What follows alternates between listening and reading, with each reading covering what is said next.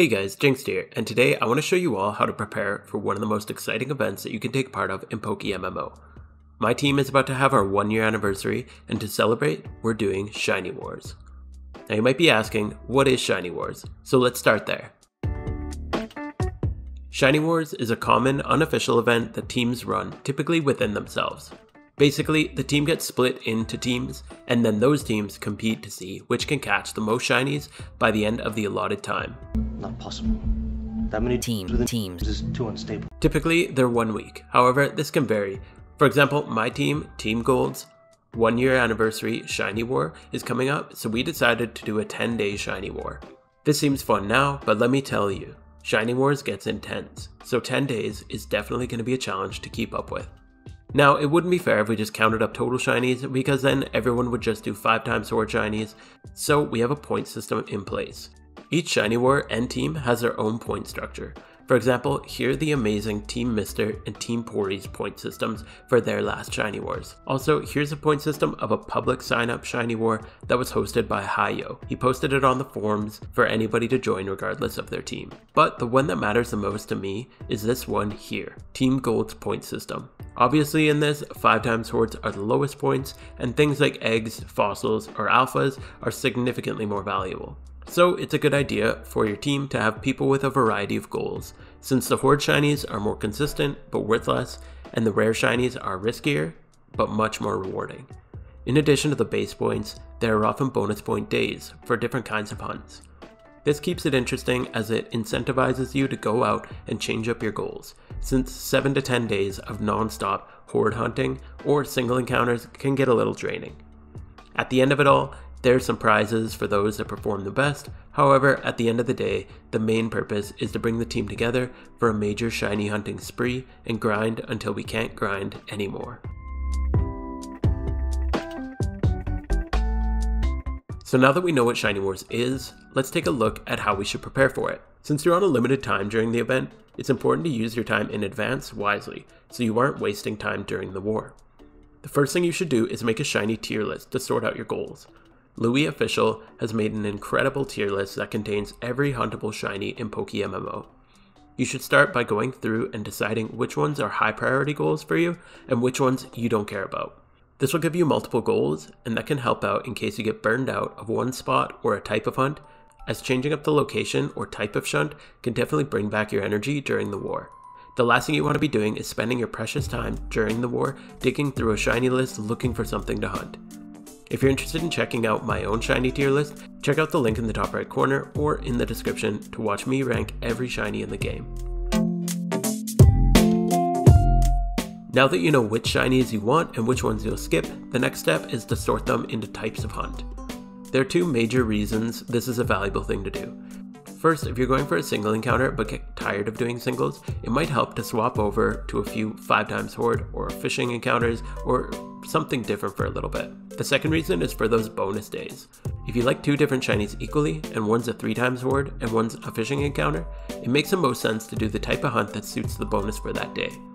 Having them sorted into this way will help you to choose what shiny you will hunt on each day in advance, so you can hop on and get right into the hunt without wasting time thinking about where to go. So now that we know what shinies we want and how we're going to get them, let's start our plan for the war. The plan is simple. Pick a shiny, use lots of leppas, get 30,000 encounters.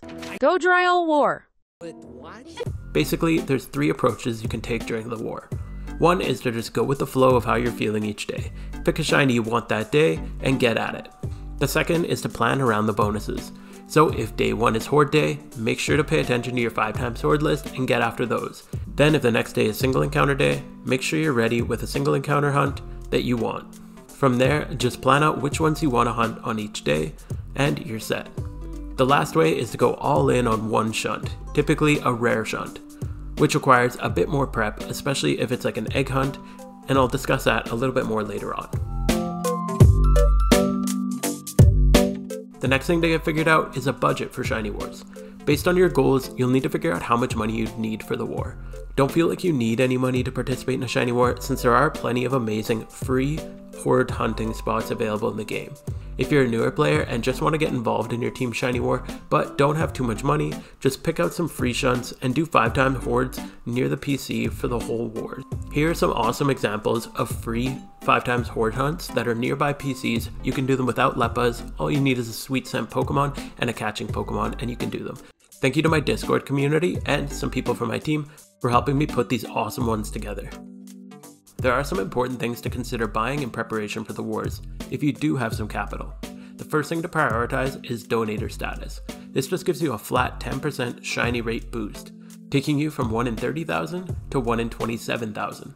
This is significantly better than shiny charms if you're going to be shiny hunting for any more than about 5 hours during the week. During Shiny Wars, you'll likely be doing at least that much, so it's always worth it to get at least a 7-day donator status off the GTL, which costs about 1,150,000.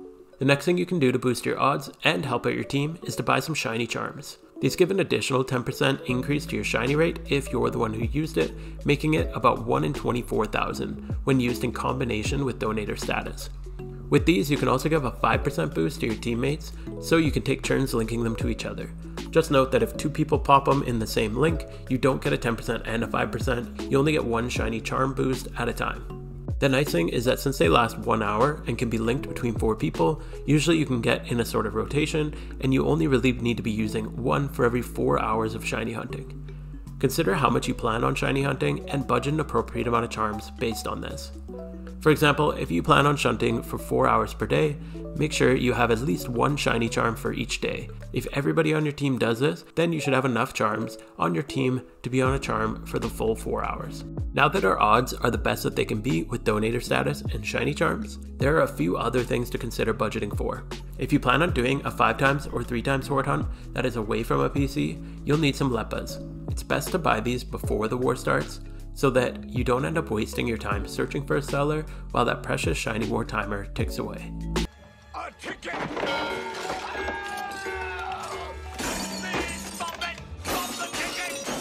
You'll use about 100 Leppas per hour doing horde hunts, so consider how long you plan on doing horde hunts for, and then buy 100 Leppas per hour for that amount of time. Make sure to have more than you think you'll need, just because it's always better to have some left over at the end of the war than it is to run out midway through. Another more expensive but high point method is fossil hunting. This can be very expensive, and buying up all the fossils from the market at the same time could result in driving up the market price. So spacing out your purchases in the weeks leading up to Shiny Wars could end up saving you a lot of money while making sure you're prepared and not spending time buying more during the war. The next thing you might want to prepare in advance are some eggs. Double check your own Shiny War rules, but typically you can make eggs in advance of the war and then hatch them during. This means you can fill out your PC boxes with eggs, and then whenever you need some downtime throughout the war, you can just go to the PC and hope for the rare shiny chance. If you aren't sure where to start egg hunting, check out my guide in the corner of your screen or in the description. These are typically worth a major amount of points and can be done pretty much AFK once they're made, so this can be a good chance to take a break, get a chance at your dream rare shiny, and get major points for the war all at the same time. If you plan on doing egg hunts throughout Shiny Wars, make sure you utilize your mailbox storage. Finding Ditto and male egg group breeders can end up being very time consuming, but you can store breeders that you need in your mailbox. This way you could just finish your batch of eggs, then pull out the next breeders right into your PC without any downtime. Usually you'll pay about 20k more per box this way, but can definitely be worth it compared to the amount of time you would otherwise spend finding a seller, meeting with them, and then doing the trading. You have 250 mailbox spaces, and each can hold 5 Pokemon, which means you can store a total of 1,250 Pokemon, or 20 boxes worth. Remember that if you have alts, the account box makes it really easy to store and transfer boxes over also. A character starts with 11 boxes, which means if you have 2 alts on your account, that's another 22 boxes of storage that they can hold, in addition to the 250 mailbox spots that each alt also has. This means that on one account between your main character's mailbox and your 2 alt characters, PC and mailboxes, you can store up to 82 boxes, which is more than enough for most people to make it through wars with. So what is my plan with Shiny Wars? Well, I'm pretty determined to get my shiny Absol during this war, so I'm planning on skipping over the bonus days and going all out on eggs non-stop for these 10 days. This is a risky strategy, but it could really pay off if I finally get this shiny during this war. Since I already have 8 boxes of Absols, I just need the breeders for them for each day. I plan on doing 1 hour of egg making per day and can typically do about 480 eggs per hour.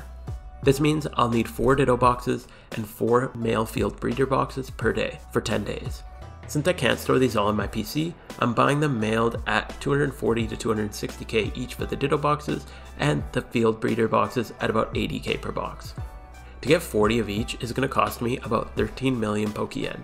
I'll also need 10 shiny charms to make the eggs on, so that'll add another 2,400,000, meaning I'll need just over 15 million Pokeyen for my attempt at this war. I'll also have 1 hour of egg making and about 8 hours of hatching to do each day. But if I get that sweet shiny Absol, it'll all be worth it. I hope this helped you to understand what Shiny War is and some different things to think about when preparing for or beginning your first one. As I said before, you definitely don't need to spend anything to join in on one, so even if you're a newer player, I highly recommend joining in if your team is hosting one. Just find a horde location next to a PC or a cool single encounter spot and join in on the community fun. Nothing brings a team together like grinding ourselves into madness together. Okay, now then, today, shoot, let's get crazy. Let's get crazy. We're gonna check out your nerves today. If you enjoyed this video, consider subscribing for more videos like it. If you want to go above and beyond, check out the links in the description or become a YouTube member. I also stream on Twitch and YouTube most Friday nights, so come by and say hi sometime. A huge shout out to our current supporters. Thank you for watching all the way to the end, and I'll see you next time.